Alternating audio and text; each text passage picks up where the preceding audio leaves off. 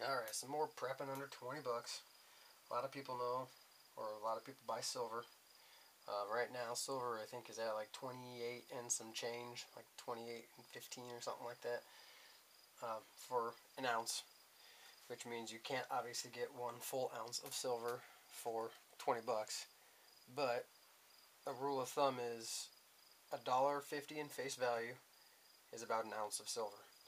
So if silver is about 30 bucks an ounce, you should be able to get a dollar's worth face value for around 20 bucks, depending on if your store charges, your coin store charges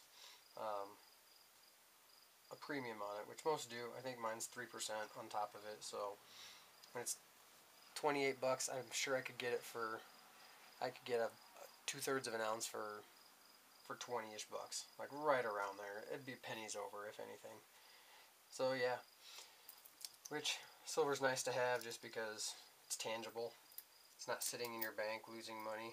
It's kind of like having a tangible stock market in your hand.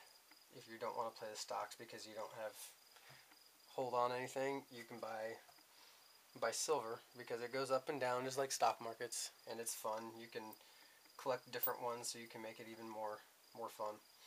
But it's also going to have a purpose in your prepping because that's what the U.S. monetary system used to be based on, gold and silver. So if anything goes super south, my guess is it's going to go back to that, and the people that have some silver are going to have some buying power. Not saying you're going to be rich off of this, but you might be able to go to a bank and actually, get money. I guess it is the money. So that doesn't make any sense. Disregard that last part. But, you might be able to buy stuff at stores using actual silver. So I like to buy it, I try and buy an ounce a month, which isn't much, but it adds up once you get down to it. So that's another thing. You can go out right now and probably buy 2/3 of an ounce of silver, which would be $1 in face value. My coin store only sells them. Like, you have to go in there and tell them I want 75 cents face value of silver, in junk silver.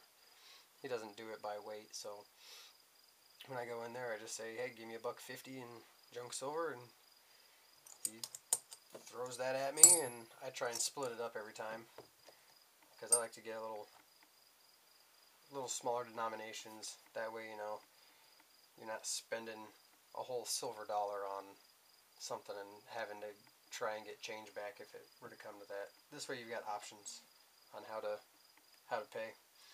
So I've got a bunch of dimes, quarters, halves, and I got a couple of the silver dollars.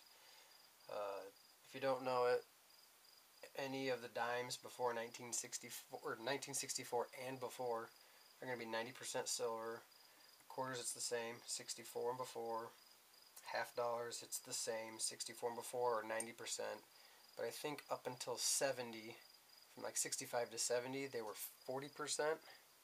I'm not 100% sure on that because I don't really get a whole lot of the 40%ers. But I'm pretty sure that's right. And then the silver dollars, I'm actually not entirely sure which ones are all silver. I know this one's in 1879. I know that one is. I think it's a little different. I'm not sure it's 64 or not because I haven't bought many of those. I only have 2. But yeah, silver, it's a good investment. It's a good prep.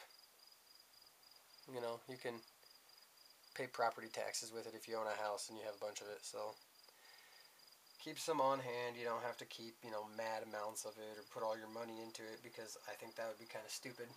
It'd be a big gamble because it's like a stock market. So that's all I got for you right here, and have fun.